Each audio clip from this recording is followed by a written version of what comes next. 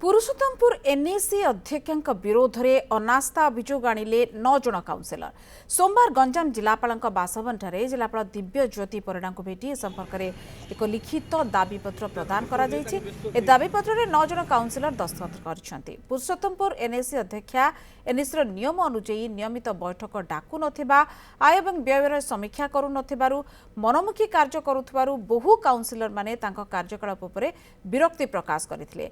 शेषे मोट 13 जन काउंसिलर मध्यरु तांको विरोध में अनास्था अभियोग आनिछन्ति 9 जन काउंसिलर। आगामी दिन में संख्या आहुरी वृद्धि पाइबे बोली कहिछन्ति काउंसिलर माने। आमे आसचु जिलापाल को देखा करने तो चेयरमैन को ना रे आमे अभियोग धरिक आसचु अनास्था देवा का कहीं ना एबे 2.5 वर्ष हैला तांके चेयरमैन हेबार प्रियंका गौड़ तांके किछि भी काम भलो करूना ना तो आम सांगे डिस्कशन करचंदी काउंसिलर हिसाब रे हमको किछि जणा न थाउची को काम हबो को काम हबनी।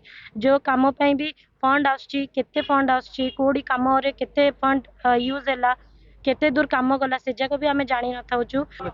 आमे हमर एनएसआर चेयरमैन श्रीमती प्रियंका गौड़ कार्यकलाप अतिष्ठ होई आज मनमुखी काम चलैचंदी।